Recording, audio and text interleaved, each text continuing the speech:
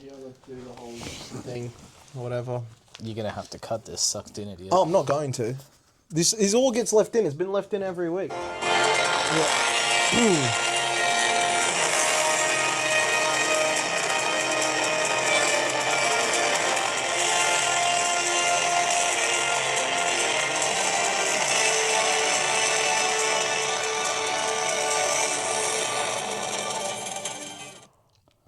Yep.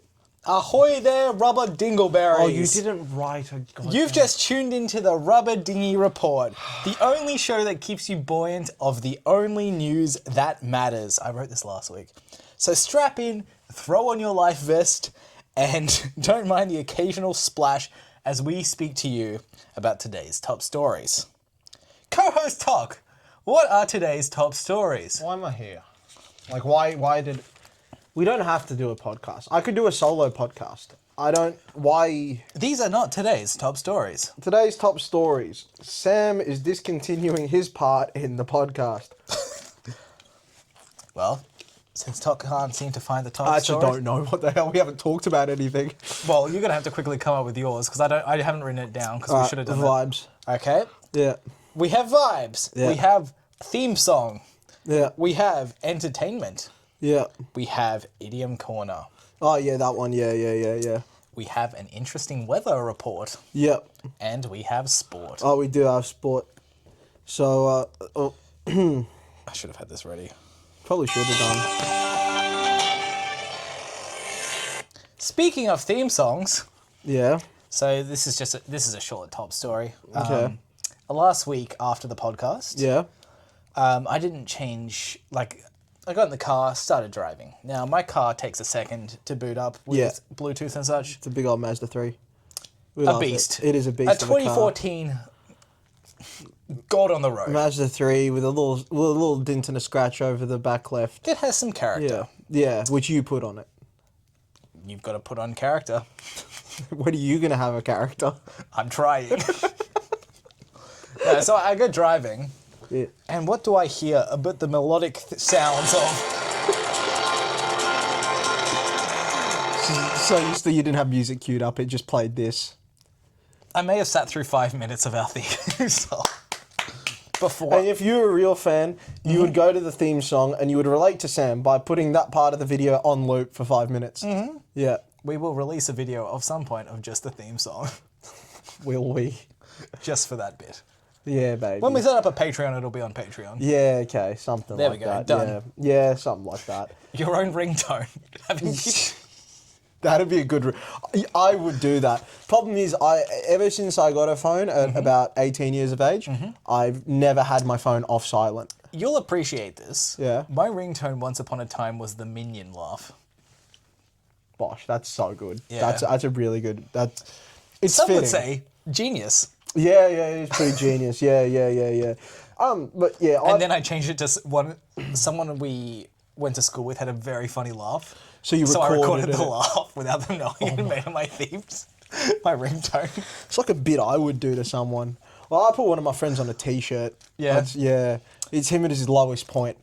I put it on a T-shirt. It was really, really good. It's This is not one that the audience can see, but I am going to show you a T-shirt. Yeah. That was done for a mate of mine. Yeah. $10 if you can guess who that is. Stimp. Yeah. Jimmy, Stimpy, and the Chicken Crimpy. Baked not fried, but I'm still cooked. That's a good T-shirt. Did you get it? Chung made that. Yeah. Futsal attendee, which you might hear about in sports. Yeah. Chung? When he eventually plays the Chungi, game. yep. Made that lovely shirt for him for his 18th. That's a good T-shirt. Yeah. See, mine wasn't for my mate. It's It was just for for yourself me. to Yeah. wear off your I'll go mate. get it. It's a really good T-shirt. This is really good. Yeah. It's just over here. I was wearing it the other day. You can hear him on mic, but I barely can. Yeah. That's the T-shirt. Huge. Yeah. Will you show the audience? Yeah, or I no? will do. That's a T-shirt. If you want to pay close attention to the outfit right there, he lost a bet and had to wear that for a whole day out to a theme park. So he was around children dressed like that. As you can see, the toes are cut out of his socks. He's wearing a bandana with a swimming cap over the top, armbands, a rashi that's cropped at the ribs, And yeah, it's a good outfit. So, and swimming goggles. Do you remember what the bet was? Yeah, it was who could get in the best shape in like 12 weeks or something, like 8 weeks. 12 weeks, something That's like a grim that. one to lose and then have to do a punishment. Yeah, exactly. So, well, the whole thing about it was between three of us, and I don't like to lose. So I lost 20 kilos in 8 weeks. Jesus, that sounds I went anorexic. from 88 kilos to 68 kilos. Yeah, okay. Every day, what did I do? My routine, I would eat about 1,100 calories. Nothing. Considering I'd probably need about 10,000 to be full. I would wake up. I would go for a 5 kilometre run up hills with a 10 kilo weighted vest on. Yep, nice. I'd come back, do a 2-hour gym session. Would then do a calisthenics session. I would then do a kickboxing session. Yep. Yeah, so I would do that every single day on 1,100 calories, sometimes twice a day. I was in very good shape by the end of it in terms of just raw cardio and fitness. Was your body dying at the same time? Or? Yeah, so it was actually a funny thing. About partway through it, I started to realise that I could do that full workout over the course of like 4 hours. Maybe take a bite of watermelon or something and just do it all over again. Oh, no. And I learned it's because my body stopped registering damage. Huh. Yeah. It stopped registering like muscle breakdown. So it meant that I could just continuously work out for the entire day. Just keep breaking it without Yeah. repairing? Or? Yeah, just didn't feel it. Huh. Yeah. So it was funny because before that I wasn't in the best shape. Despite being Prince of Tennis? This was way after I stopped playing tennis. Okay. This was at uni. Gotcha. So I was out of shape beforehand, and my weights weren't exactly what I wanted them to be. I could bench around like 70, 75 kilos or something for reps, which is okay, but I weighed like 88, so it's not great. Yeah. So most people, they work hard at the gym to be able to bench press their body weight. I just lost all the weight and kept benching the same.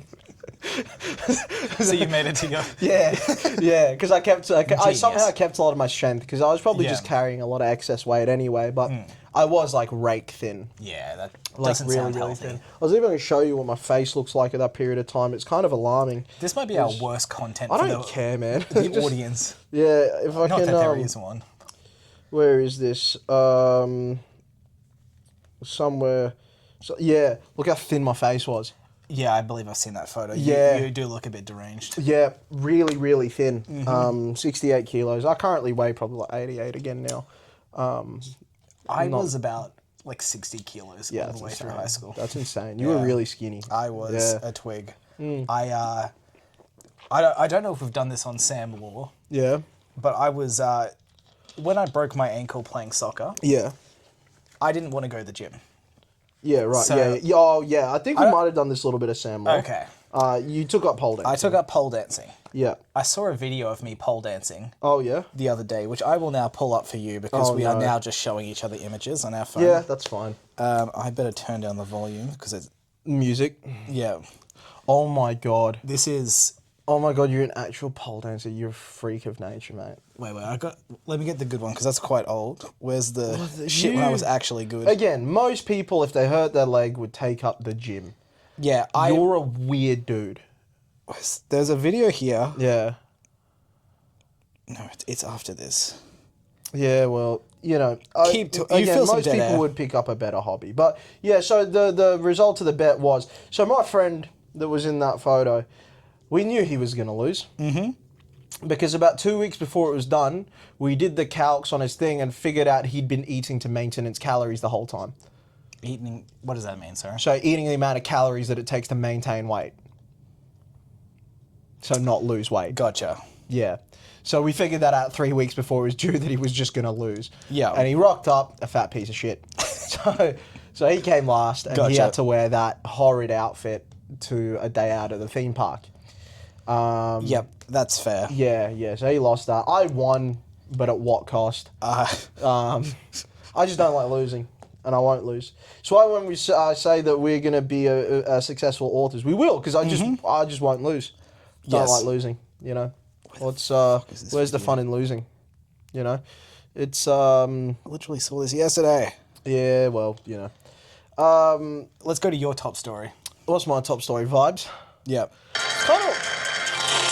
Kind of what I'm doing already. You know, what's been happening in the life of Tok lately? This past week.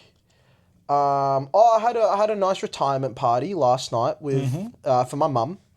Not for us. We are still riding. No, we're still riding. But Big Mumsy retired, and so we did a little surprise party for her. Now, the place that we did it at was called Indian Brothers, at the choosing of my father.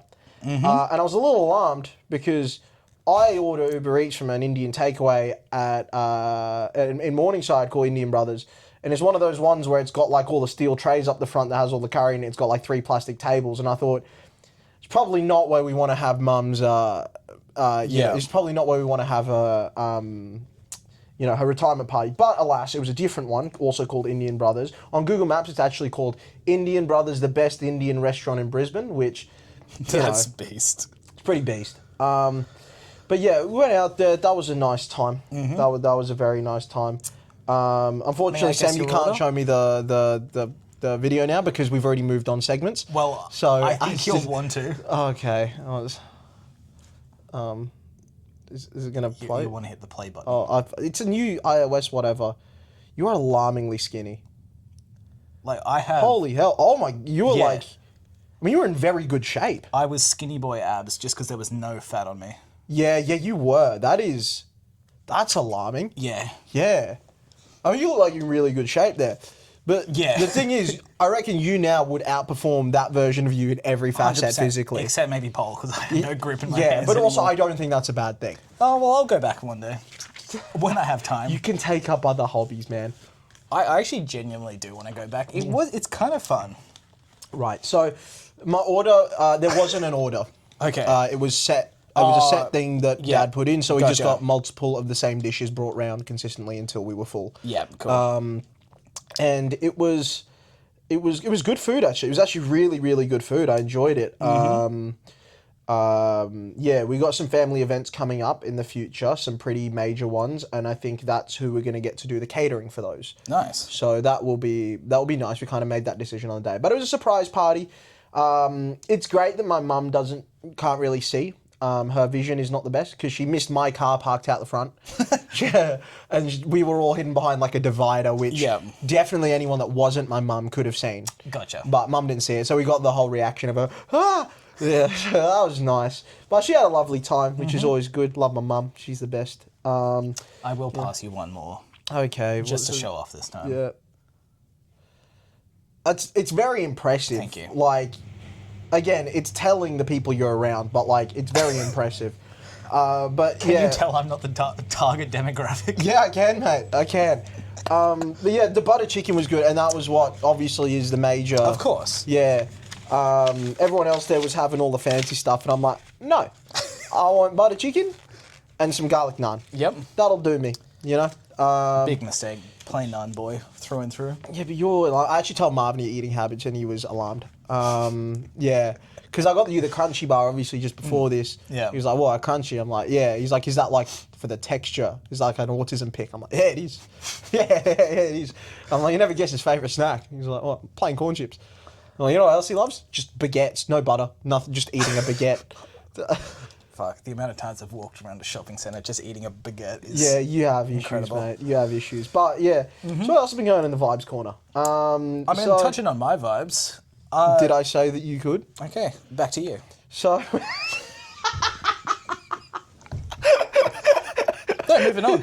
So with the vibes, so this is the way we should set it out. You bring the structured, I just bring you vibes. Okay. You know, I've been doing some stuff on my mechanic business. That's been good. Taking a bit of a different turn on things, focusing a little more on flipping cars. Yep. Because there's some good money in that. Because again, it's not just like straight flipping or whatever. It's get it, fix it up, then sell it. Yep. And we've managed to luckily procure some good.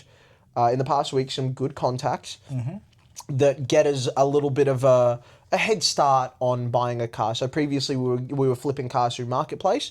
Problem is those things get listed like 2 minutes later they're gone. Yeah. You have to be on there all day, find one, message immediately, and get it. So it's really rough. But we've been put in touch with a few like wreckers and people that basically get the cars at the very earliest stage of people getting rid of them. Yeah, okay. So hopefully they'll have some ones that are still in decent nick, as you've been told, and so we'll be able to go pick them up and Yeah, then okay. sell a few of those each week, which hopefully should make some half decent money. Yeah. Means that I can pay for like, this stuff, which would be nice Yeah. because Amazon screwing over my other business didn't really help with that. No. It's meant that things are not good with monies. Yeah. I've still got to do accommodation and van hire actually for Sydney. and van hire for Brisbane and Sydney. I've got to go in and see them because obviously we Yeah, need to we're work gonna have a out chat with them. if it's worth hiring a van for 2 weeks or hiring it twice. Yeah.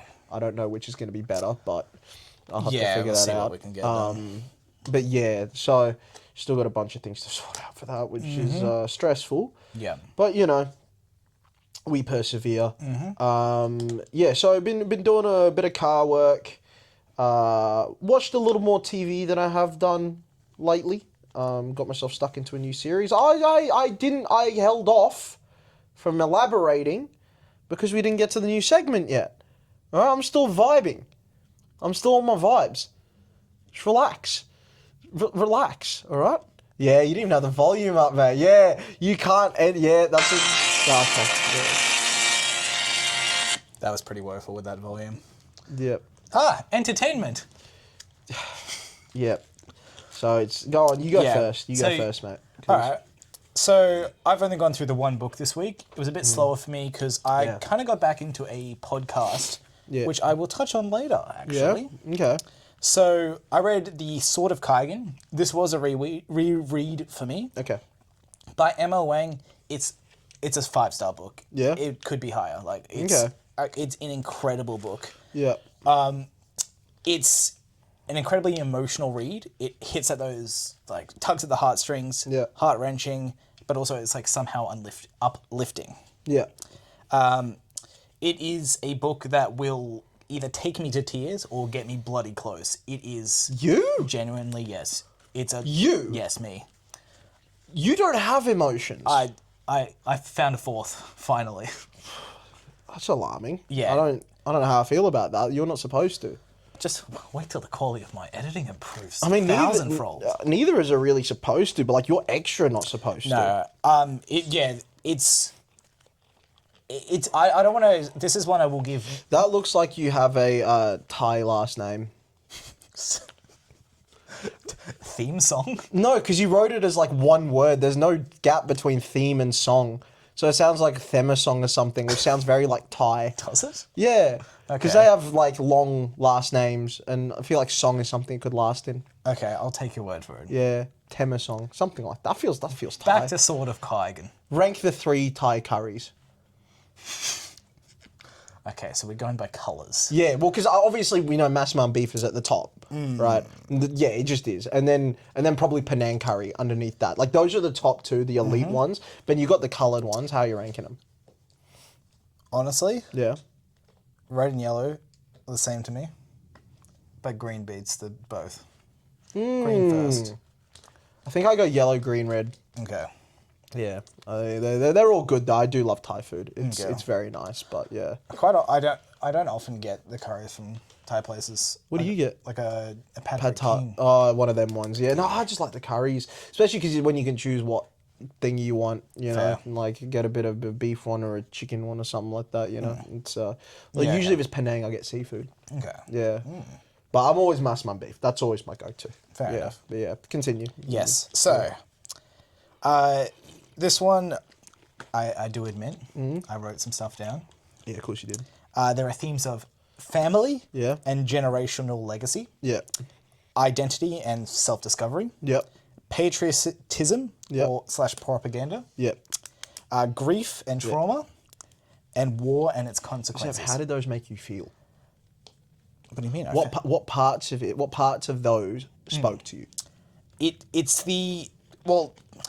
It's hard to pin it down to a specific point. I know the Yeah. point in the book that gets me. Yeah. I don't want to say because this is one that I don't want to give spoilers for.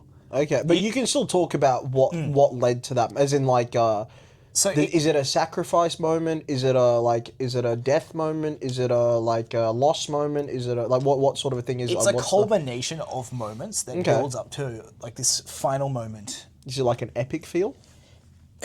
It's yes and no. There's it's hard to explain without like going through a fair amount of the plot, which I don't want to do. I feel like it's possible. Well, Yeah. too bad. So, okay. The magic system in Yeah. this one is fairly basic. Yeah. This is like an East Asian setting. Okay. I think it's fairly Japanese Right. based. Okay. Focused sort of on like katana, samurai sort of Yeah, stuff. yeah. But built in with this, it's fairly basic like elemental power. Yeah. But unlike your Avatar where you can just learn them by doing Yeah. the moves and such, Yeah. this is it's born into bloodlines and it's very specific to race. Okay. So I don't actually know all of the racial equivalents, but the Japanese have water as their one. Okay. Yeah. Or right. what I believe is Japanese, I should say. I'll refrain from making any inferences. Okay. Yeah. Well, I think it'd be a bad look if I started guessing abilities based on race. I can tell you white had nothing. They were the powerless ones. That's so... Like... I mean, it's M.L. Wang. It's going to be an Asian author. No, I get that, but you always got to bash, like, a certain... Like, you know. Yeah. I don't know. Like, it just seems a bit... But, yeah. So the standout of this book, because the powers are fairly basic, they do some cool stuff with them, but it's... Also, how much they break down the races? Because the thing is, you got, like, race and, like, phenotypes. Because, like, for example, you could say Japanese, but, like, as we talked about previously... It's not called Japanese, it's called... Like, they've got different names for the... So it's hard for me to make that... But how many would you say there is? Like, as a guess? Well, there's...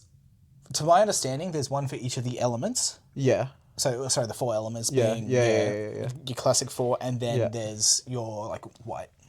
Those are, like, the main... Okay. The 5 that are touched on. Okay. So this is a standalone novel, but I believe slightly ties into another series. Okay. I haven't read the other series, so I don't know how much it's touched, like how connected they are, and if there's other information in that series that makes a lot of this stuff more clear. Yeah. Because there's a bit of flashback stuff that makes me think it's tied into the main series, but I don't know. With the magic system, is it very much this is what you can do, or is there people that use it in very unique ways and that sort of thing? Well, there is a very cool one. So the main family we focus on is a well-renowned like family for this specific manipulation of the water. Yeah. There's 2 families that we touch on, and they have 2 different unique ones. Okay. One of them is blood. That's what I was about to ask. Is there stuff like the Avatar where you got blood and explosions and that one sort of family stuff? has that. The other family, which is the main family we focus on, has what's called the Whispering Blade. First of all, very cool name. Yeah. Which is they are able to create a blade of ice. Yeah. Thin enough to like atoms that it can slice through anything. But the amount of control to get that is incredibly hard. So. It's passed down through generations. There's a whole story behind it. But it's seen as mythological within this world. Okay, that sort of, Yeah. So going back to my little notes, standout of this book is its characters. Yeah.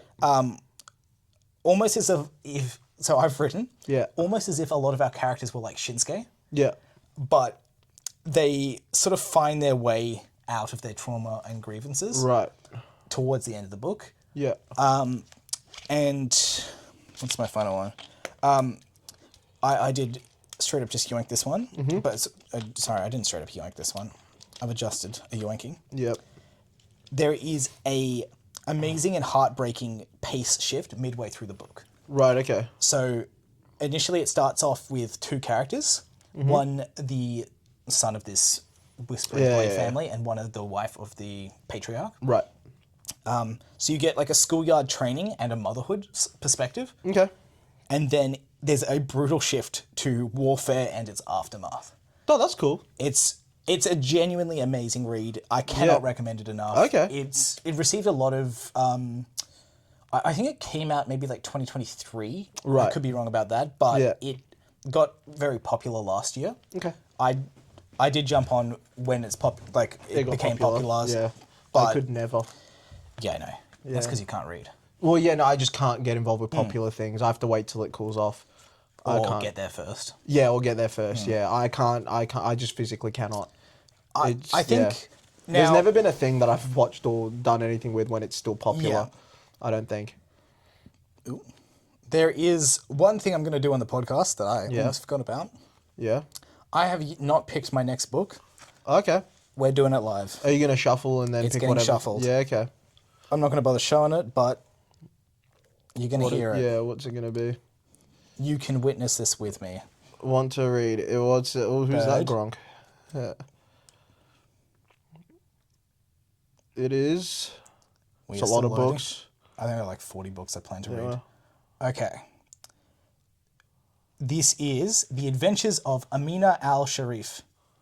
Yeah, right. So I believe it's... Sounds Italian. Where is this blurb? Ooh, pirates. Yeah, okay. Magic and mayhem on the high seas in this tale of pirates, sorcerers, forbidden artifacts, and ancient mysteries. In one woman's determined quest to seize a final chance at glory and write her own legend. So Sam's reading One Piece. And then... Isn't there a dude in One Piece, not a woman? Yeah, well, you know. Sweet. That's my next book. I think I've heard good things about this one. Okay. That's good. So is that for next week? Hopefully. Yeah, nice. There's only book 1 out. But yeah, Okay. that's next week's read. Done. Very good. Very nice. On to you. On to me. I've been watching a bit of TV. I finished True Detective. So I'm kind of now Was there just only like... 4 seasons? Yeah. Oh, okay. I'm now just trying to crack through some series I've been wanting to watch for a while because this podcast kind of gives me an excuse. Mm-hmm. And so... I believe you mentioned last week you watched the first episode of Vikings. And that is what I am stuck into right now. Mm-hmm. I am... I watched the 7th episode of season 2 last night. Assuming there's 8? There was 9 in 1, 10 in season 2. Oh, okay. Yeah. So nearly done, yeah. Yeah. And the last episode was deeply brutal. Mm-hmm. The Blood Eagle. Yes. One of the most messed up ways of killing someone. Hacking their back open, separating their ribs so they spread like the wings of a bird and then putting their lungs over their shoulder while they're alive. Seems unnecessary. It's kind of beast though. Yeah. It's kind of bird though. Which is a beast. By definition. Are we all not beast? No. Okay. You're not. So... Thanks, mate. Yeah, so I've been watching Vikings. Mm-hmm. It's been very good. Yeah, it's a lot of fun. Yep. I really like it. Mm-hmm. I'm having a great time. There are flaws. The pacing's... Do you want to quickly do a star rating? At least for season 1. 8. Yeah, okay. So pacing dog shit? Yeah. Each episode has storylines that should be a season long. Oh, wow. So they're rushing through stuff. Yeah. Okay. I thought it was going too slowly. No, you'll have like a treachery and then turn back around in the space of like 2 episodes. Interesting. And I'm like, you could have let that play out so much. Like, yeah. I mean, again, the reason it's an 8 out of 10 and not like a 4 or 5 out of 10, or nah. You know, I'm going to give it a 9 and it would be a 6. Because the main character, Ragnar Lothbrok, he is maybe my favourite main character in TV series. Okay. Does it beat in like your top of movies yet or nah? I'd have to have a little think about who my favourite characters would be. Because I know you're a Clint Eastwood. Yeah, A Man with No Name is very cool. Would he be better than that? Or Maybe. He might be my favourite. He's certainly up there. I like Tony Soprano a lot. But Ragnar Lothbrok, it's strange because he's not necessarily a good dude. In fact, like some of my other favorite characters, like everyone likes, say, Tommy Shelby. Actually, another one of my favorite was Tom Hardy's character from Mobland. Okay. He's also really, really good. Really, really good. But yeah, like the thing is with someone like Tommy Shelby or Tony Soprano or whatever, it's like they're a bit morally ambiguous, but it's like their drive and their whatever that kind of leads them in a certain way. And they generally do things that are morally decent, and the things that they do which are bad are often to worse people. Yeah, okay. Do you get what I mean? Yeah. Whereas with Ragnar, he's doing some very not good things. Yeah, okay. Because he's a Viking, he's storming and pillaging, which like, if you take a step back from it, he's just gone to a defenseless monastery in England and hacked everyone up with an axe. Yeah. Like, straight up. Like, it's... What were the Vikings' motivations? Treasure. Okay, that's all it was? Very much treasure, women, land, that sort of a thing. Was there like a central I assume there's no central like governing code or something like that. It's like they're just like a bunch of guys being like, all right, more shit. More or less, just in line with what they religiously saw as good. Okay, So okay. like, you know, because again, their whole thing is to die in battle was to how to reach Valhalla. You know, like yeah, that's kind of right. That's the Norse mythology. Shit, exactly. fuck, of Yeah, course. yeah. Yeah, so like it's very much like for them to go raid and murder and that sort of thing. It's a good appease the thing. gods. Yeah, okay. So, but yeah, Ragnar Lothbrok. Oh god, he's just so cool. He's got like he's like one of those classic ones where it's. I'm always gonna like a series if there's a badass, competent main character. Yeah. I'm always gonna like it. Yeah. Because who doesn't like watching someone who's competent, good at what they do, driven, ambitious, working their way up, making big plays, they're smart. Like, who doesn't like watching a character like that? It's just, it's good. Yeah. Because you're interested by what they want to do and you root for them and whatever. With Ragnar, he has that side to him. But he's also quite cheeky and quite funny. Yeah, okay. And it's like, he's got an endearing quality to him. Okay. It's the way he sort of assesses people and he thinks about things. Like the way he acts, it's never what you think he's going to do. It's often not what you think he's going to do. And he often justifies it by saying things like, I'm a curious man. Yeah, So okay. like he might spare someone's life because he's got an element of curiosity to Okay, him. interesting. Where he might like, do certain things where, you wouldn't predict that's what he would do, but he does it for whatever reasons. Yeah, and he's a bit of okay. a silly man. He's got his flaws. Mm-hmm. I think he's a very good father figure to his sons. Okay. Yeah. Taking into respect the time. Yeah. And like within the law itself, it's nice to see a father figure do that side of their job well. Yeah. A lot of the cases in some of these series, they can get so lost in their mission or their goal that they sort of like The Sopranos. His relationship with his kids aren't that great, Yeah, or like yeah. they're very turbulent. Like Ragnar is a good father, Yeah. and I really like that about Okay. him. It's nice to see a strong father figure, Yeah, where fair. his sons look up to him. Yeah. And he's just he's got such an endearing personality. It's like I'm trying to equate it to someone. Like there's almost like a level of boyishness to him beneath it all. Yeah, okay. Like it's not all just stoicism and that. Yeah. He likes to poke a bit of fun, be a bit cheeky, be a bit like whatever. Yeah. But then he's also ruthless. Again, he just blood eagled a dude. Like Yeah. he's a captivating. Whoever the actor is, Many facets. whoever the actor is, smashed it out the park. Because he's got certain tics and certain like mannerisms that are unique to that character that I've not seen elsewhere. Yeah, okay. The way he delivers his words, the little smirk that he has on his face when he says things, the way he pauses, but his cadence and that sort of thing. It's not something I've seen anywhere else. Yeah, okay. And it makes him very captivating. Gotcha. The only other, like, there's a few times where I've seen things like this. The other one that I can draw to is there's a movie called There Will Be Blood. It's an old western, not an old western movie. It's like in the 2010s, I think it was made. Okay. But it's set in sort of the frontier times, like the oil rush and all that way back Gotcha. in America. And the main character, it's 3 hours long, so it's a lengthy movie. The main character is played by Daniel Day-Lewis.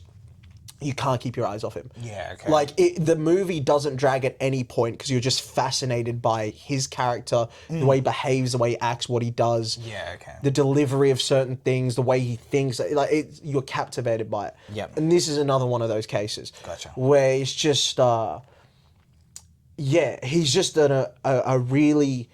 I want to watch every episode just to see more of what he does and more of Yeah, who okay. he is as a person and figure out what he's... And again, he's not without fault. He's done some very morally questionable things, right? Like, and he's done wrong by some people.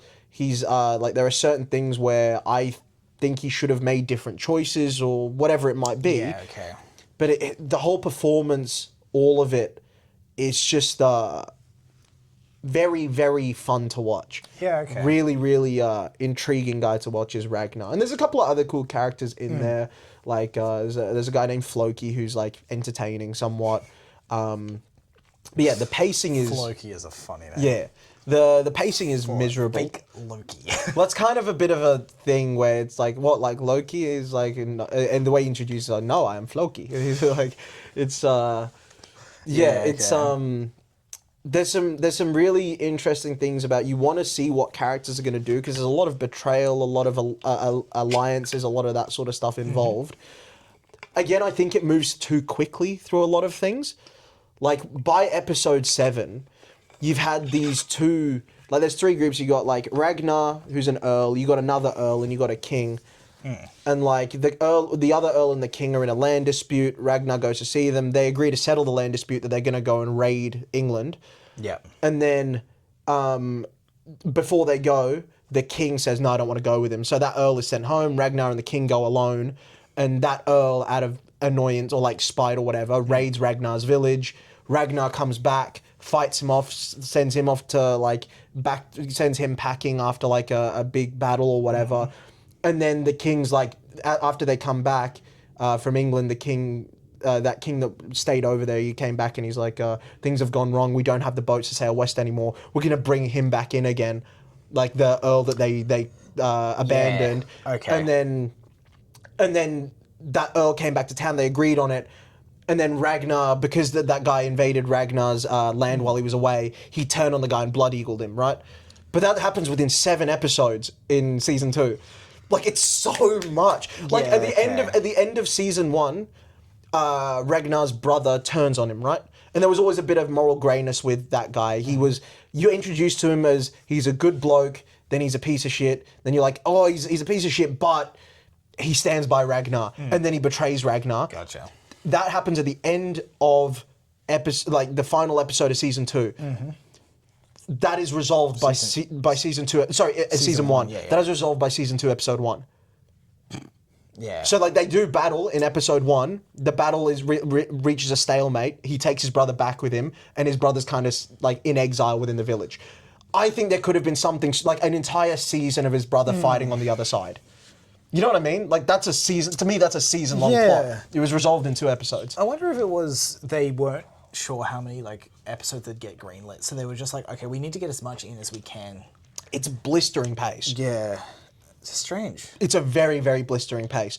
Like, he did something pretty stupid early in season 2, or at the end of season 1, but it didn't. So at the end of season Ragnar, 1, sorry?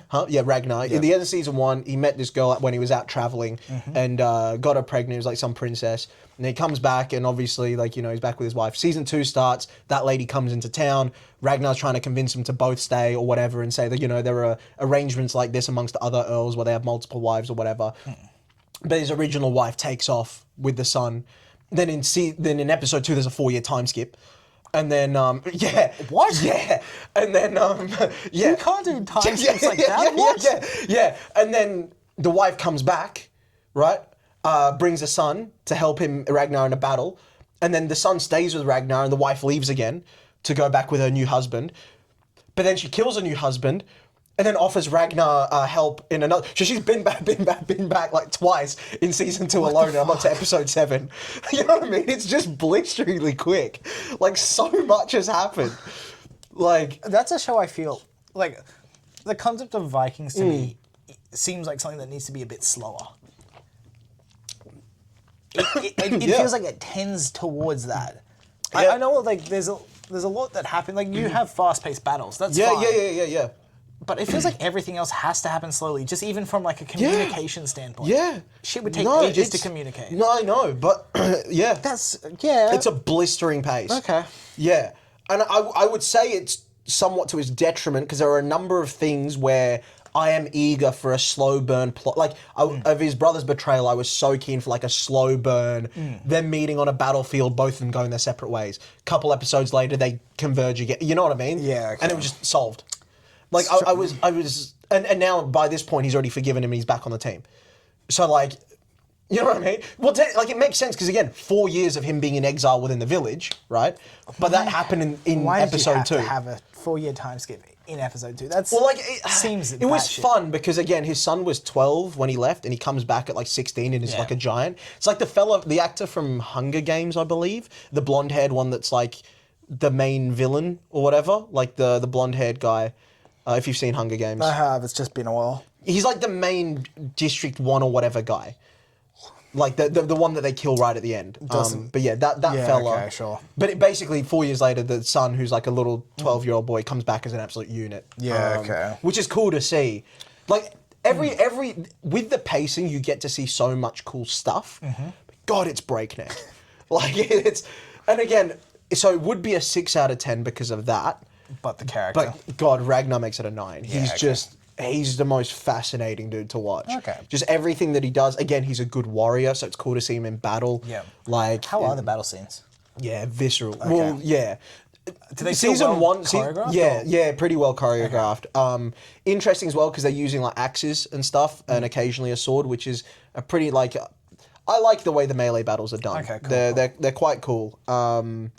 Yeah, season 2 was gorier than season 1 in terms of the battle. Season 1 was honestly a lot more. You didn't see much. Yeah, okay. Like it was like strike someone, they die or whatever. Gotcha. Like they didn't hold back on blood and whatnot, but it was just it wasn't super. focused on, Yeah. yeah. Whereas this one, you'll see someone get an axe wedged in their face or whatever. Gotcha. So it's definitely toned up in season 2. But again, I'm loving it. Really enjoying it. Actually, the only other main character that I do like just as much as Ragnar is Jax Teller from Sons of Anarchy. Okay. He's got a similar kind of vibe but he doesn't have the seriousness so much as Ragnar or Tommy He's a lot more just laid back. He's just a cool guy. Gotcha. But still competent, still whatever, but he's just kind of a laid back kind of chill guy. Yeah, okay. But yeah, Ragnar Lothbrok is one of my favorite characters. He's really cool. Okay. Like, it's just everything about him, you just want to root for him, even when he's doing like kind of despicable shit. Yeah, okay. Again, they're going into these places. There was just like women and children cowering in a monastery. They just open the door, just start chopping them to shit. It's like, it's full on. Gotcha. And there's another character called Athelstan who's interesting. Okay. So like in the season 1, at the start of season 1, when Ragnar does his first ever raid of England, which he was like the first guy to ever raid England. Yeah. He went over there and they killed a bunch of missionaries. But again, he was just there and he's looking at this one monk and he's like, I want you to come back with us. So he brought him back as a slave. Yeah. But then never treated him as a slave. He just had him as like a semi-servant in his family. And literally early on, he was like, no, you're a free man. And this guy basically ended up living amongst them, amongst the Vikings. And he started questioning his faith as a Christian, and he's like started to like see the light, like the ways of paganism and that sort of thing. And then in season 2, when they went on to England, he got captured by a different king. So he's back over there, and he's kind of delving heads first straight back into his Christianity, like he's finding his way again. He got crucified like 2 episodes ago, but like saved before he died. And now he's just like out writing stuff now. Yeah. So Okay. Again, it was a full just crucifixion happened. Yep. Yeah, it was. It's breakneck. I'm telling you. You would think like a crucifixion would be like the high point or like the midpoint in a series. No, it's just like episode 4. He's up on the cross, and then the king's like, "No, release him." It's really. But morally, he's an interesting character. Yeah. Okay. Athelstan is, and again, it's just like the whole reason Ragnar brought him just because he was curious. He's like, "Tell me about your ways. Tell me about your land." Yeah. And then Athelstan told him about it, and then Ragnar just went and raided it of what Athelstan said. That is kind of fun. Yeah. He's very much like good that. idea. Yeah, he's very much like that. But Okay. I'm really enjoying it. I think tonight I'm probably going to just get stuck into another 1 or 2 episodes. It's just fun viewing, Fair. It's a cool vibe. Again, the set of it is all really nice. The way it's all like the costumes of this, it's really making me take a liking to the fur coat / fur shoulder pads aesthetic. Yeah, And I okay. kind of want to include that within one of the civilizations somewhere in our saga. Yeah, okay. Not the whole Viking getup. Spoilers. Yeah. Not the whole Viking setup, but I just really like that sort of fur Having that aesthetic. shoulder cape sort of thing. It's just a really cool. I wonder how it would mix with regal sort of stuff. There's like a mishmash. Yeah, okay. Could be quite cool. I'd have to draw up some pictures, but yeah. Yeah. I think it could be quite a cool little mishmash.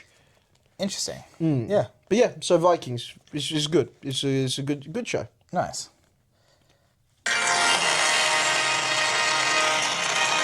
Idiom corner.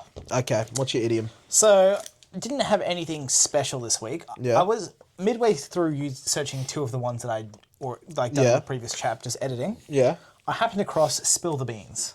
Oh, yeah. Yeah. So, definition, reveal a secret. yes. Yeah. Pretty common.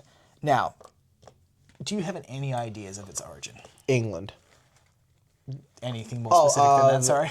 I don't imagine it doesn't feel like an ancient one. I feel like it'd be like the 60s or something. Okay. I don't know. 60s in England. Okay. The exact origin is unknown. Oh. But I found a number of there's been a number of either theories or stuff that tends towards this. Okay. All of them are ancient Rome or Greece. Sorry, what? Yeah. So, of the ones I found... I suppose I didn't consider that beans are not always baked beans. Spill the baked beans! yeah. I kind of figured that's... Yeah, okay. Because I feel like... Yeah. I don't know. I'll get into it. Yeah. So, of the ones that I found, this is the one that is the most interesting to me, but again, it's not confirmed, so there's a couple of things. So, it's believed to be originate in ancient Greece, where beans were used as a means of electing officials. Pretty cool already. Candidates in elections would place their upturned helmets in a line, and voters would place a bean in each of the helmets of their preferred candidate. This is something so funny about placing a bean. Well, we just use paper now, but I guess but it's just something funny about it. You place your beans. Now, if you enjoy that, so whoever had the most beans, won the election. Yeah. The winner's helmet would be returned to him with the beans inside. He have a nice dinner. He would then put the full helmet on his head, spilling the beans. I'm the bean man.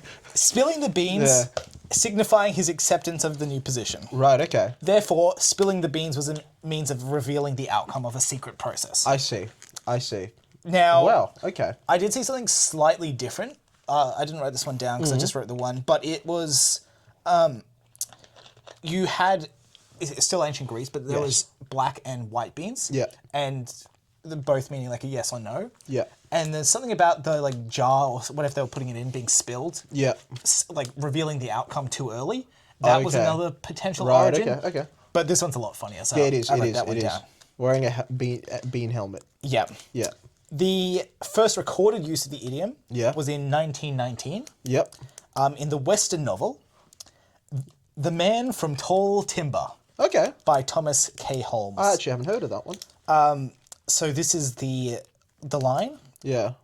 Mother certainly has spilled the beans, thought Stafford in vast amusement. There you go. So the modern variation, Yeah. spill the tea. Yeah. Can you guess that origin? University student white woman. Wrong. It originates in black drag culture. Of course it does. So spilling tea, or like the letter T, Yeah. truth, which then got adapted to T. Oh, okay. Was first recorded in a 1994 novel, Midnight in the Garden of Good and Evil by John Burdett, Right. which featured a trans character who spilled the tea. Right. That's as much as I have written down for that. Okay. There we go. So yeah, a nice short one. Yeah. I like I bean just helmet. love the idea. I like bean helmet. Yeah. All right. Oh. Nice. Okay. To the weather. Okay. Good lord. So, What's this gonna you be? received a phone call from me. Yeah, I did. Unfortunately. Was it yesterday? Yeah. Where I asked you, with minimal information I gave you, what you'd rather. Just begin. So, on the morning of November 30, 1948, a smartly dressed man carrying a suitcase arrives at Adelaide train station. Okay. He buys a ticket for the 10:50 a.m. train to Henley Beach. Yeah. However, it isn't used. Right. Not long after 11 a.m., he... Oh, is this the guy that rocks up dead on the beach? And no one knows how? We are doing the story of the Somerton man. Yeah, that's the one. I know about him. Yep. Yeah. And that's, that's the end of the segment, because I already know. So, yeah, go on. Obviously the weather is anything... was the it's just segment whatever we you once want, called really. Under the Dinghy? No, it's just whatever you want, really. Which means water and beaches. are under a dinghy. It doesn't have to. It can just be whatever you want. Yep. Really. Yeah. So, okay, not long after 11 a.m., he checks a suitcase into the station cloakroom and receives a luggage receipt. Sometime after 11:15, he buys a bus ticket to Somerton Park. Yep. But got out at Glenelg and walked to Somerton Park Beach. Yep. Now, Glenelg is... I'll get to that in a sec, sorry. So, no, I'll get to that now. So, Henley Beach, because I didn't know any of these places, I'm not super familiar with Adelaide. Yeah. Henley Beach is approximately 9.5 k's west of Adelaide Station. Yeah. Glenelg Beach is approximately 10 kilometres southwest, and Somerton Park Beach is about 11.5 kilometres southwest. Yeah. So Somerton's much further down than his original destination or supposed destination, Henley. Yeah. And Glenelg, I don't know why I got out earlier, but yeah. Okay.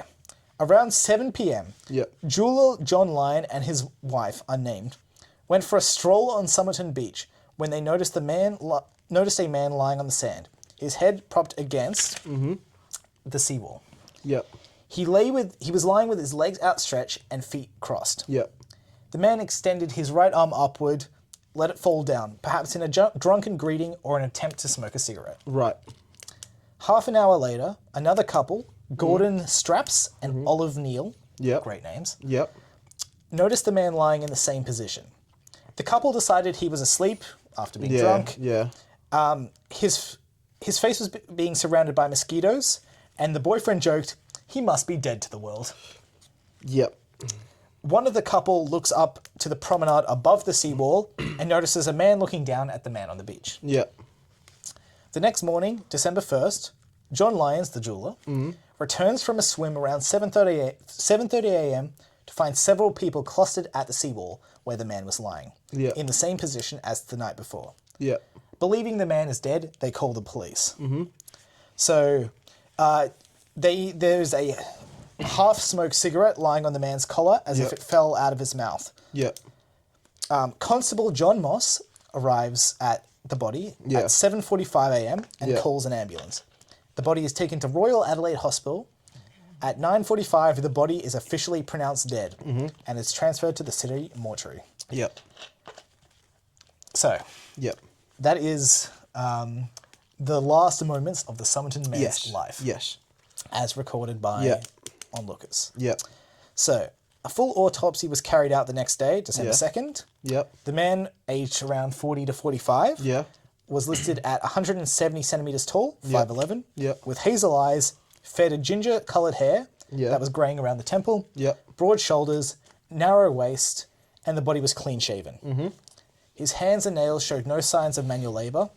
His big and little toes met in a web shape, like those of a dancer. He also had an unusually well-defined upper calf, which the doctor noted were those of a ballet dancer or a middle/long distance runner. Okay. Upon discovery, he was dressed in a white shirt, red and blue tie, brown trousers, socks, shoes, a brown knitted pullover, and a fashionable grey and brown double-breasted jacket of an American tailoring. What is double-breasted? Just You got 2 pockets. okay, that's all it is. That's less exciting than I'd hoped. All the labels on his clothing had been removed, and he wore no hat, which was very unusual for 1948. Yeah. Big hat, people. Yeah, definitely. I like a hat. He had no wallet or ID, which initially led police to believe he committed suicide. And his dental records did not match any known person. A search of his pockets revealed the unused rail ticket from Adelaide to Henley Beach, the used bus ticket, a narrow aluminium American-style comb, which was quite uncommon in Australia, half a packet of juicy fruit chewing gum. Oh, I remember that from when I was a kid, An Army Club cigarette pack, which contained 7 cigarettes of a different brand. Right. And a quarter box of matches.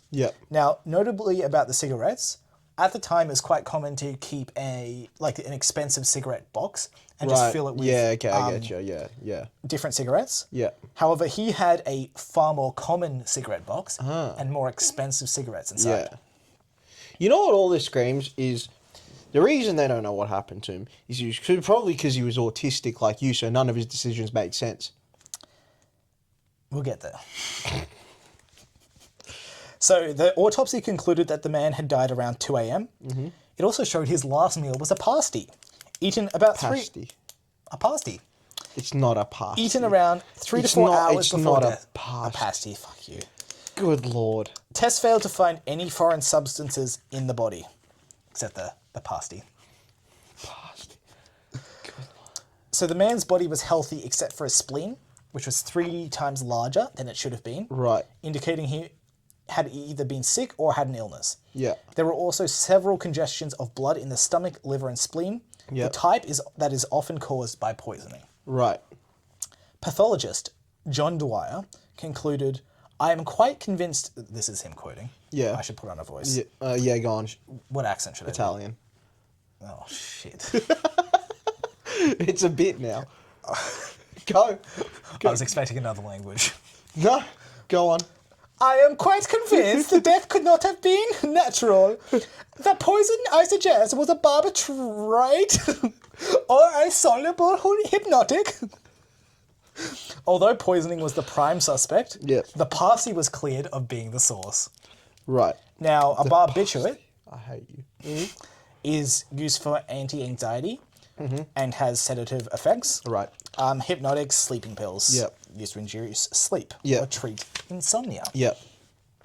Notably, the coroner couldn't reach a conclusion on the man's identity, cause of death, or where the man was last seen alive on the 30th.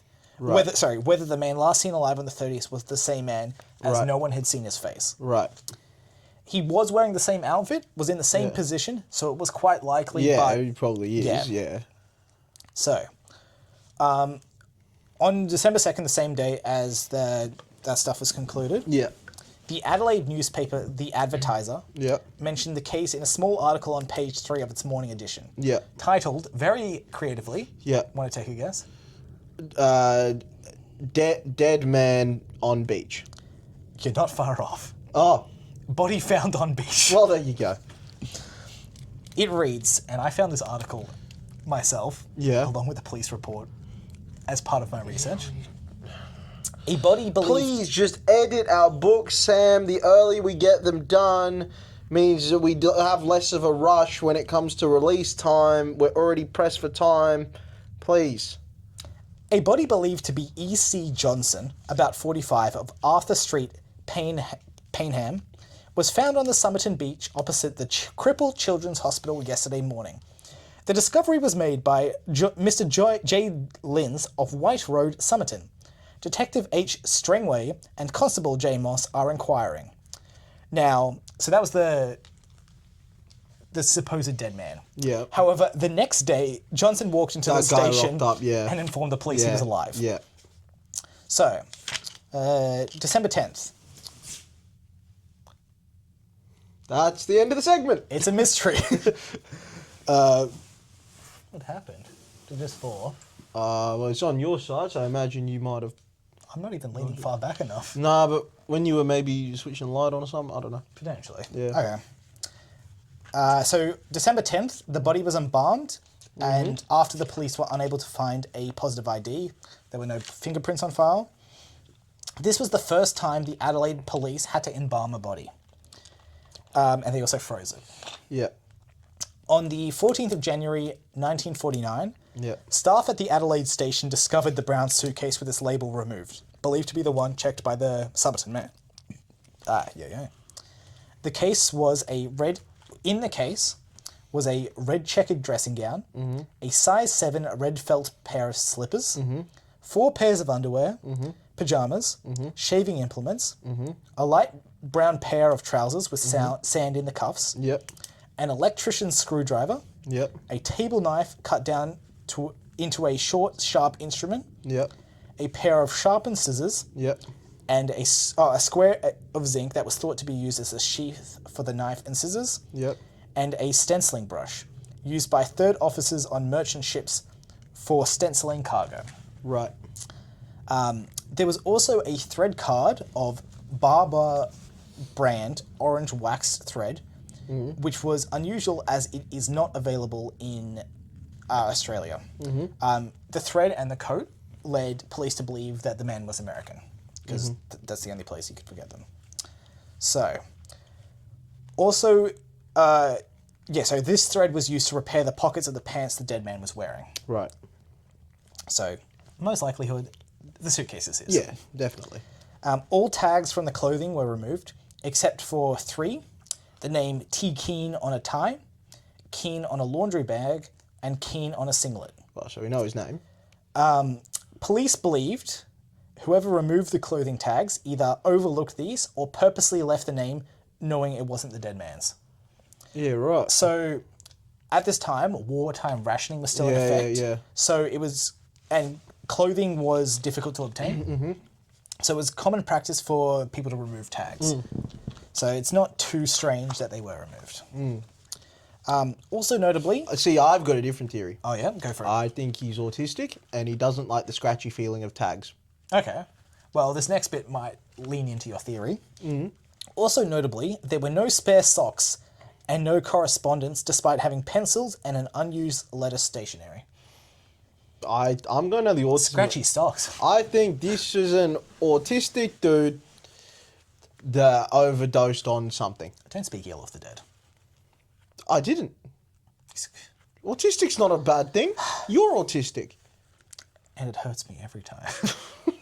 Grow up, man. Just stop it. A search concluded that there was no T. Keen missing in any English-speaking country. Any. Yeah, right. So the luggage ticket for the suitcase was not found on the deceased body. Yeah. So he'd either lost it or whoever killed him, if he was killed, may have taken the ticket, retrieved the suitcase, which was unlocked, and removed all identifying labels on the clothing to be found, leaving T. Keen as a red herring. That was a possible theory at the time. Okay. I'm still sticking by mine. Police checked incoming train records and believe that the man had likely arrived to Adelaide on the train overnight from either Melbourne, Sydney, or Port Augusta. Yep. These were 3 big cities. They didn't believe he came from any of the smaller cities because they had widely circulated his image and no one had reported him. Right, okay. So it was more likely that in a bigger place, someone just didn't remember. Yeah. They speculated that he showered and shaved at the city bars before returning to purchase the ticket and cloak his suitcase. So they think he just missed his train to Henley Beach. Yeah, okay. The inquest into the man's death by coroner Thomas Cleland commenced days after the death was concluded on the 17th of June. The inquest by coroner commenced days after the death and was concluded on the 17th of June 1949. Cleland had re-examined the body and made several discoveries. He noted that the man's shoes were remarkably clean, appearing to have been recently polished rather than the condition of a man walking around all day. Okay. He added this as evidence fitted with the theory that the body may have been taken to Somerton Beach after the man's death, accounting for the lack of evidence of vomiting and convulsions, which is common for poisoning. Okay. Cleland speculated that as none of the witnesses could positively identify the man, there remained the possibility that he had died elsewhere and been dumped on the beach. Okay. Cedric Hicks, a professor of physiology, yes, that is the one, and pharmacology at the University of Adelaide, testified that a group of drugs, which he referred to as, creatively, number 1 and number 2, were toxic in oral doses that would be extremely difficult to identify if it hadn't been suspected. Right. The names of these drugs weren't released until the 1980s, as at the time they were quite easy to obtain from a chemist without needing identification. Right. So these drugs, the drugs, if overdosed, could provoke heart attacks. Yeah. The effects from these, like the evidence of these drugs, disappeared quite quickly as well. Yeah. So it'd be hard to determine if he was poisoned by this. Yeah, okay. So this lack of... it was determined he was probably poisoned, but they couldn't work out how. This lack of success led authorities to call it an unparalleled mystery, and I'm quoting that, and believe the cause of the death would never be known. So those 2 drugs, which I don't believe I wrote much about, drug 1, digitalis, and drug number 2 was orabane. Now, I think I get into that later. I could be wrong. Whoops. Okay. I must have missed writing something. My bad. Okay. After the inquest, a plaster cast was made of the man's head and shoulders. This was made difficult as the body was still thawing out from being frozen as they did it. Yeah, okay. So, slightly off Yeah. plaster cast, Yeah. which is a bit funny. Yeah.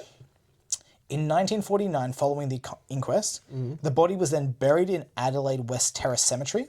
Its grave was marked by the words, "Here lies the unknown man who was found at Somerton Beach." Okay. So sometime between, sometime between June 6th to 14th, just before the inquest was concluded, Yep. a scrap of paper bearing the inscription "Taman Shud" was found in a concealed fob pocket in the dead man's trousers. So, after finding the paper, the person who found it put it back and then couldn't find the pocket again. Right. It was then later found, but it was a Yeah. very secret pocket. Okay. So, the text was translated as a phrase meaning ended or finished, found on the last page of the Rubaiyat of Omar Khayyam. Okay. So, the Rubaiyat is an 1859 translation from Persian to English of a selection of quatrains attributed to Omar Khayyam, dubbed the astronomer poet of Persia, which is a pretty cool name. Yeah, that's a pretty cool name. Do you know what a quatrain is? Because I didn't at the time. No, I'm not So familiar. it's a 4-line poem with an ABAB rhyme scheme. Okay. So, following a public appeal by police, the copy of the book where the text was torn from was found.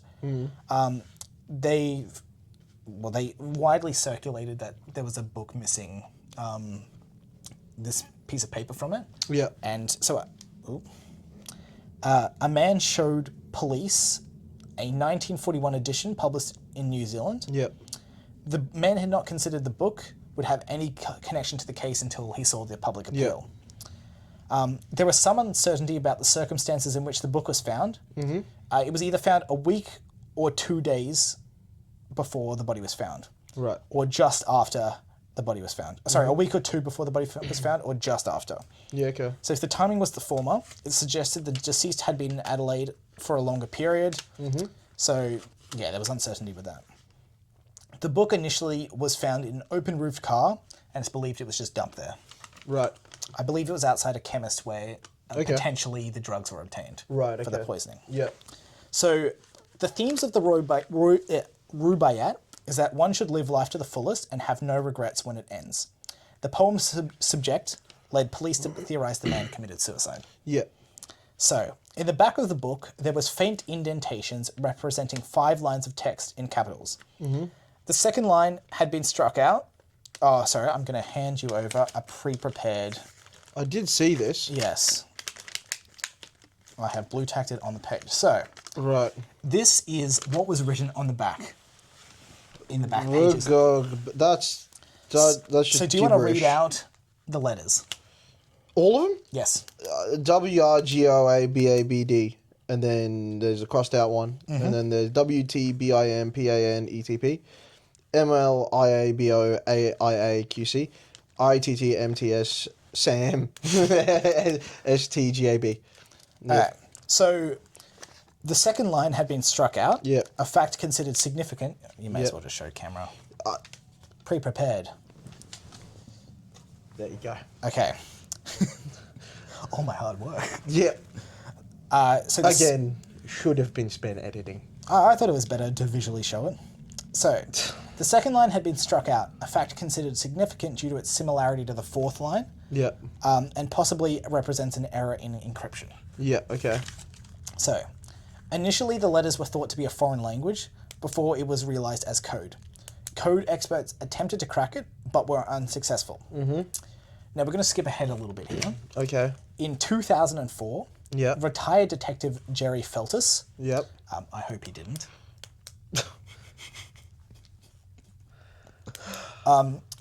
came up with a potential meaning for the final line. Yep.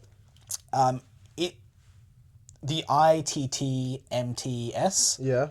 potentially could mean it's time to move to South Australia, Mosley Street. Now, that will Right. become important in a second when I explain Mosley Street stuff. Okay. In 2009 to 2011, it was concluded that likely the first letter of each word, like the first letter, each letter, Yeah. was the first letter of a different word, Yes. similar to what Yeah. Jerry felt. And they still don't know what it meant, but yeah. Okay. Also in 1978, it was analysed again by cryptographers. Yep. They reported it would be impossible to provide a satisfactory answer. Yep.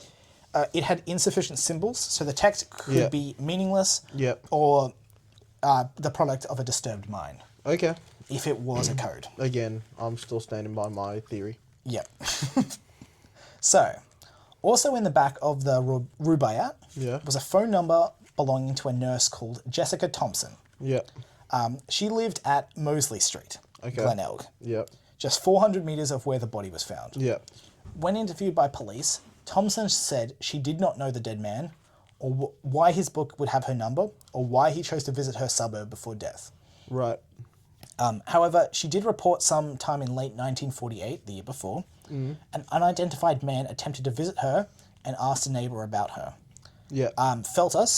Jerry Feltus, Yep. interviewed her in 2002 for a book he was writing, Yeah. and noted she was evasive.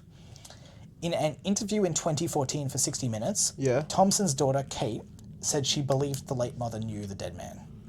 Right. Little fun fact. Yeah. In 1949, Yeah.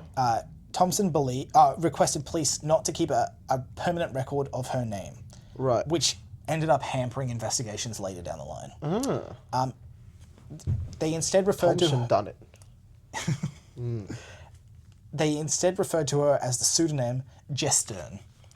Jest, Y-N. Jestern. Okay. Well, she done it. Jestern's the crook who killed Yeah, him. she done it. Okay. Yeah, she killed the autistic man. When the police investigated her, they also showed her the plaster cast of the Somerton man's face. Thompson said she couldn't identify him, but the officer noted that when she saw the cast, this is in quotes, she was completely taken aback to the point of giving the appearance she was about to faint. Yeah, right. Okay, she done it. She done it. Thompson also did say that she once owned a copy of the Rubaiyat, Yeah. but in 1945 she gave the book to an Australian Army lieutenant named Alf Boxall. Yeah. As a result of the conversation with Thompson, police suspected that Boxall was the dead man. Right. But on the 27th of July, 1949, they found Alf. Alf was found in Sydney with his Rubaiyat unblemished. Okay. Funnily enough, in the back of the Rubaiyat that Yeah. Jestern gave Alf, Yeah. she wrote her name as Jestern. Yeah, right. So she picked that name previously and was like, I'll Okay. give that to the police as a pseudonym. Lord. She done it. Funnily enough, the hospital where she gave the book to Alf is Yeah. where Vivian was born. Yeah, right. Funny coincidence. Yeah, she done it. Yep. Viv done it. Viv done it. Viv is Time the traveler. culprit. No. She was there. She done it. All right, we're going to run through some quick dates. Yeah. So in the 19th... Wait, she was born in South Australia? Jestern? No, No, Viv. no, this was in Sydney. Oh, that's right. Yeah, forgot about that. Commiserations. I didn't say that, did I? No. Oh, I was in a Sydney hospital. Whoops. Yeah. I was meant to write down the hospital, but I won't dox her. Also, I do want to go back very quickly. Oh, we don't have to. In the original newspaper report, Yeah. I really loved the where is it? It is. You've written more pages for this than I wrote in my entire time at school. Yeah. Again, we are currently in a crunch for getting our book 2 out on time. And this man has written... You did not do this in an hour, by the way. This took you multiple hours. This one was longer because this is a much longer story. No, I get that. Again, did you not consider maybe we'll leave this for after book 2's done? So, in the Sam. original report, So we could have just waited till after book 2 was done. We could have just shelved this I was one. really interested. Yeah, you know what else is interested? Getting book 2 out, because we are in a massive time crunch at the moment. What I really liked in the original newspaper report was the way that they referred to people. E.C. Johnson of Yeah. Arthur Street, Panheim. So it's just like straight up doxing people. Oh, nice, yeah. Yeah. It's pretty funny that Yeah. it's just like, oh yeah, I'm about he's to here. do that for you. I'm about to drop it. Okay. I'm about to drop unit number and all. let's go through some quick dates. Yeah. In the 1950s, the original Rubaiyat with a torn page Yeah. was lost. Yeah. In March, 14th of March, 1958, the coroner's inquest is continued. Yep. Thompson and Boxall aren't mentioned. Yep. No new findings are recorded, and the inquest is ended. Yeah.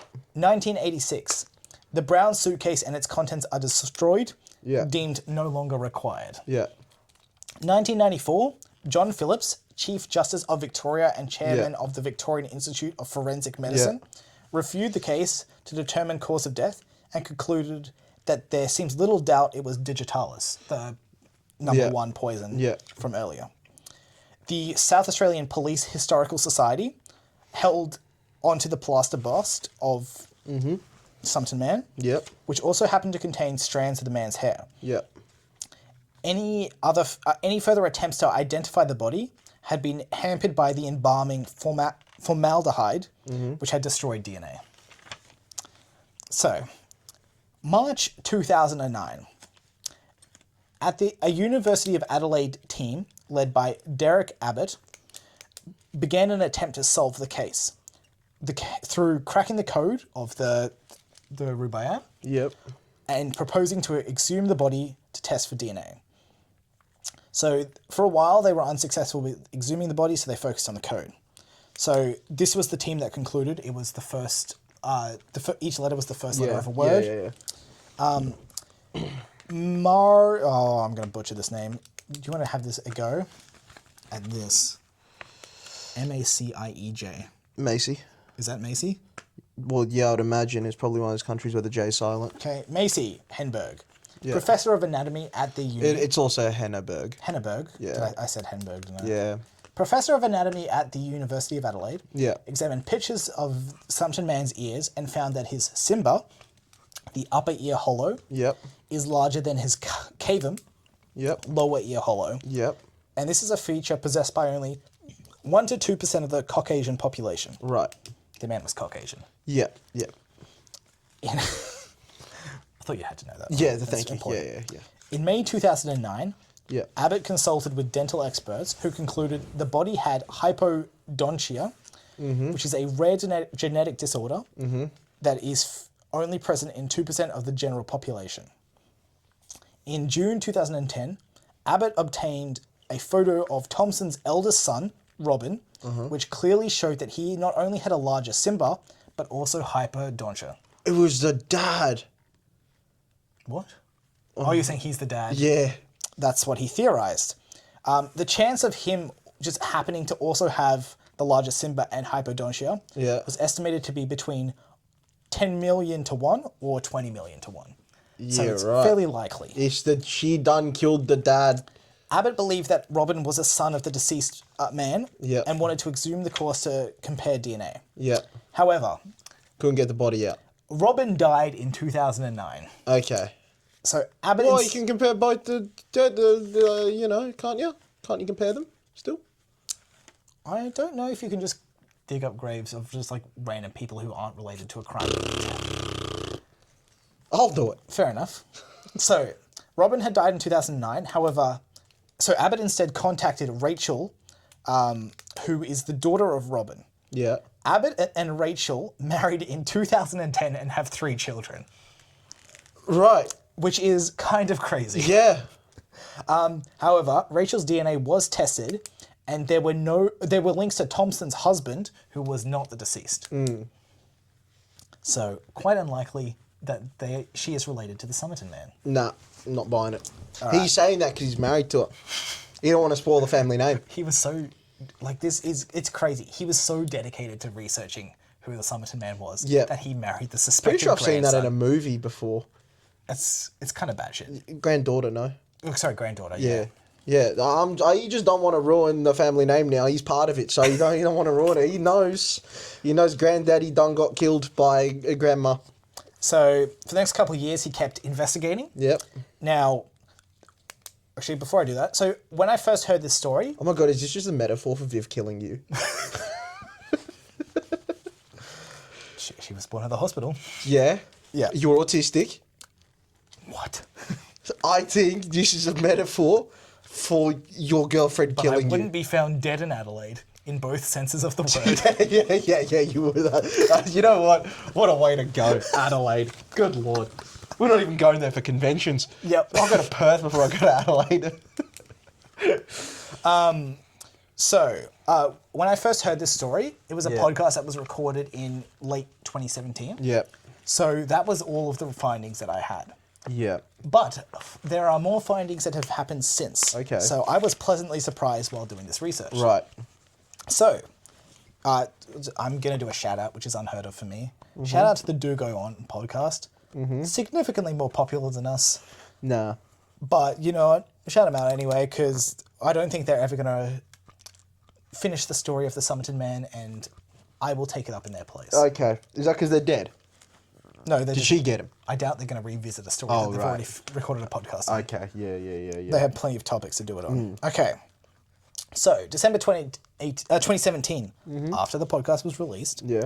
Abbott announced that he found 3, quotation marks, excellent hairs that had been found in the plaster cast, which he then submitted to the Australian Centre for Ancient DNA at the University of Adelaide. Yep.